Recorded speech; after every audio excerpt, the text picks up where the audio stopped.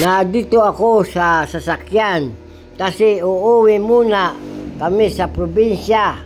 Sa dami ng ginagawa, magpa-relax muna tayo sa province. 3 lang kami dito sa sasakyan. Asawa ko at apo ko. Mag-isang si Wonder Lulu ang magmamaniho ng sasakyan. Kaya pa naman ni Wonder Lulu. Mula Manila to Infanta, Quezon, mga 3.5 to 4 hours ang biyahe. Ganon kalayo. From Manila to Quezon, 126 kilometers distance. O, sinabi ko na pati kilometrong layo.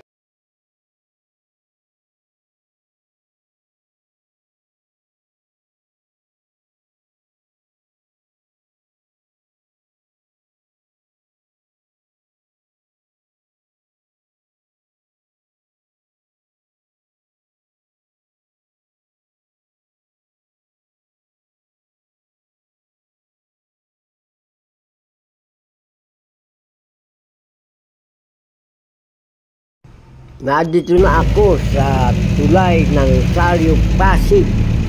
Yung ibaba ng tulay, kung tawagin ay floodway. May kalsada dyan sa ibaba. Minsan dyan ako nadaan, lalo na kung matraffic. Pero sa ngayon, kunti lang ang traffic.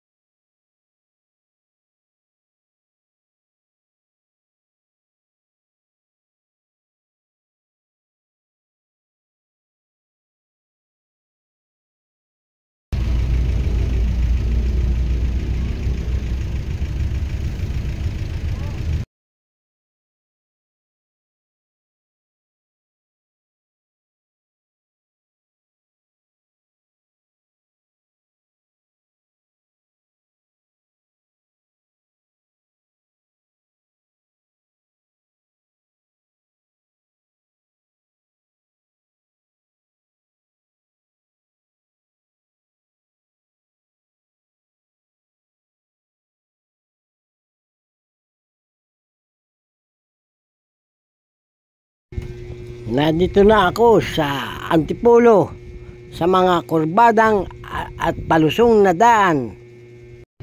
Si Wonder Lulu pa rin ang nagmamaneho. Wala akong kasamang alalay.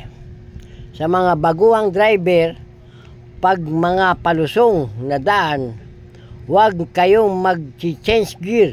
Kailangan naka-engage ang kambyada. Kasi kung magka-problema, mamamatay ang makina at mawawalan lang ng preno. Hindi bubulusok ang sasakyan. Hinto lang ang sasakyan at nakapreno. Huwag mag-neutral sa palusong na daan. Mag-change gear lang sa pantay na kalsada.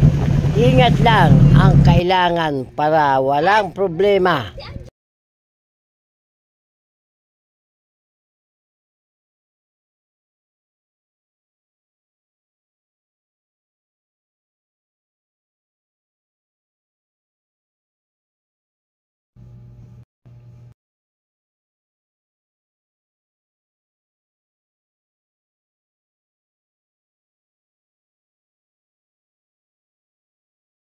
Nasa Tanay na ang sasakyan. Ito ay highway ng Tanay Rizal. Highway na ito, highway.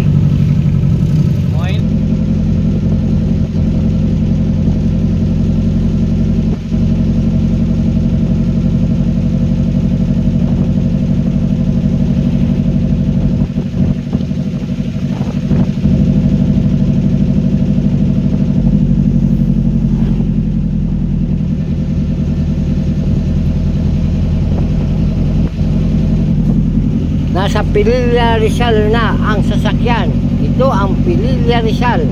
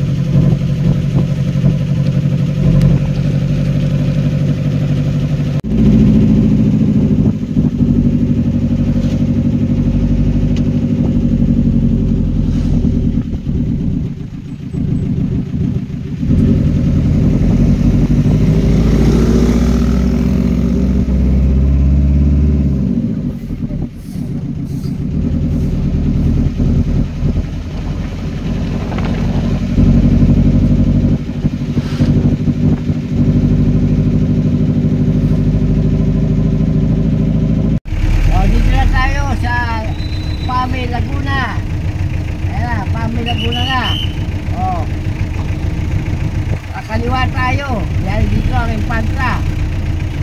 Okay. Oh, yan. Mula dito, mga isang oras na lang. Keso na. Mula dito sa Pami Laguna, mga 1 hour na lang. Keso na. Keso ng bahay natin. Keso. Yan.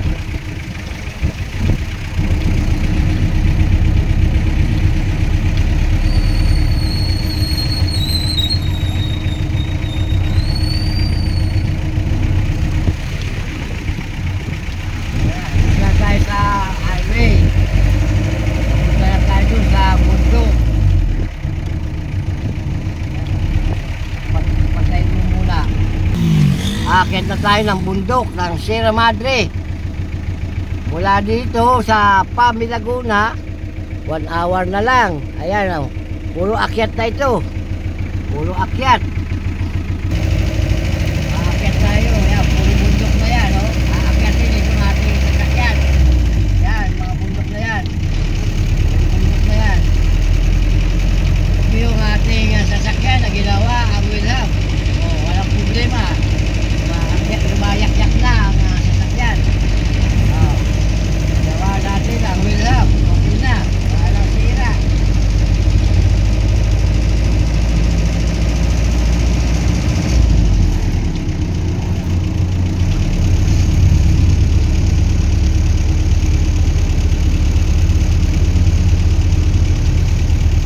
Pila tayo.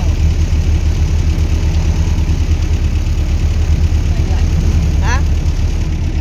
Patay na. Bayan. Patay na. Pinutin mo yung pula. Oo. Maliit na, maliit na. Nasa maliit na, yan. Yan na, bundok.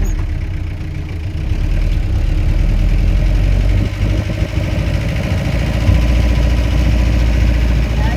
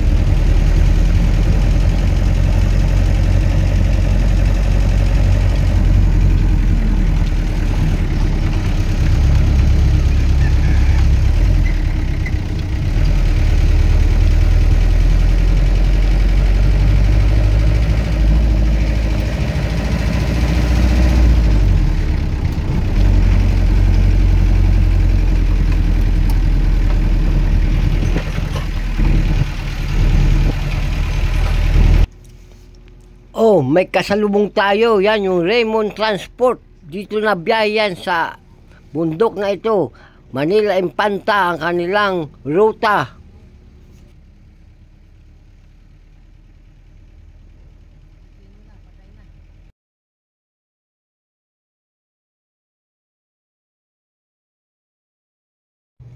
Huminto muna ako para mamahinga at mag-video at tuloy maglagay ng tubig sa radiator. Ang isang makina pag akyating daan, persado, medyo nainit yan. Kailangang masiguro ang tubig ng radiator kung puno. Ang cooling system, yan ang pinakamahalaga sa isang makina.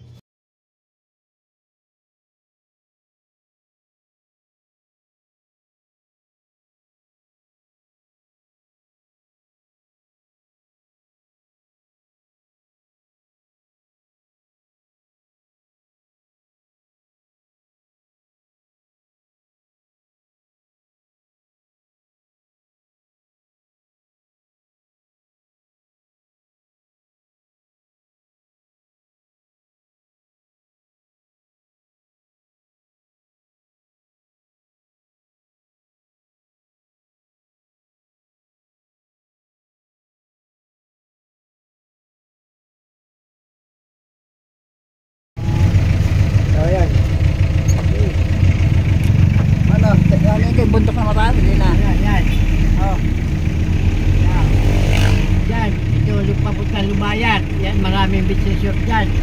At yan ang maraming beach resort. Tayo.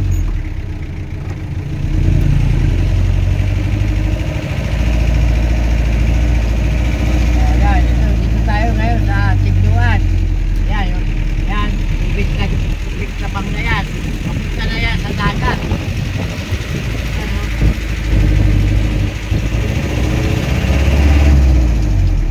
Nakatagos na tayo ng bundok.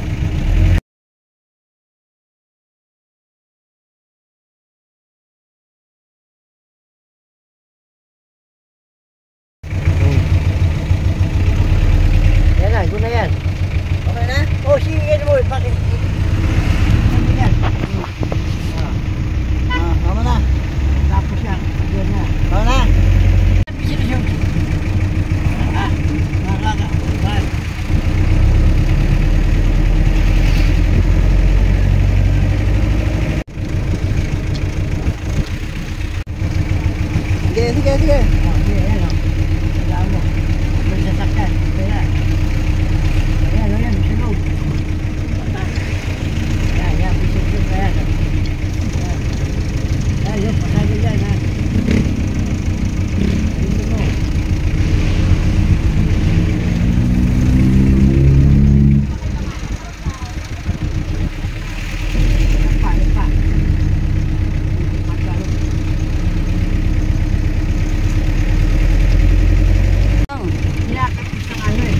Dandahan.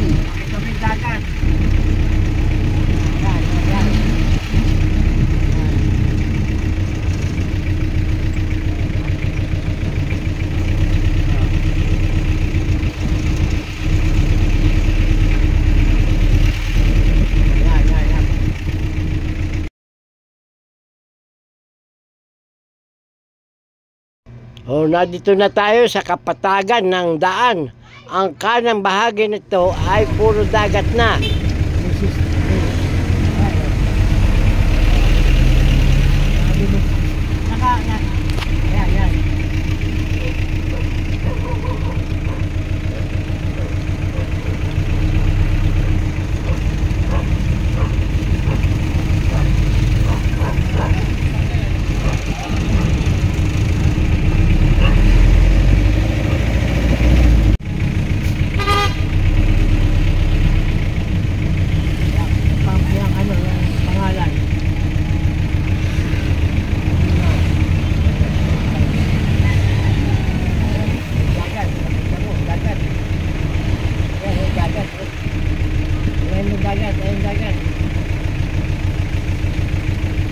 Nandito na at nakarating din sa ng maayos at ligtas sa awa ng Diyos. Ito ang tahanan ni Juan de Lulo sa probinsya. Tapat ng bahay ko ay dagat. Para kang nasa Baywalk pag narito ka. Magandang hangin, fresh air, sariwang gulay at sariwang isda. Mga bagong huling isda.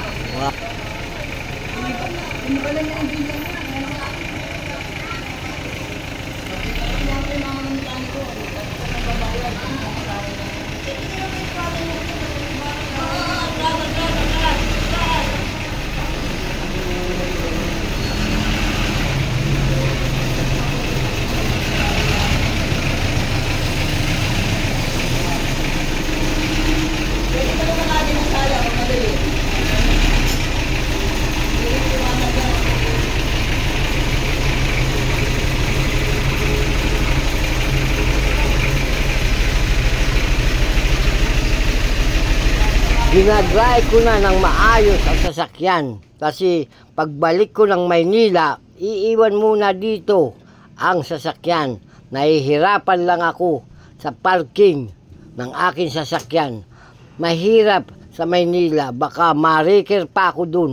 Laking gastos. Kung kunin ko lang ito, kung kailangan ang sasakyan.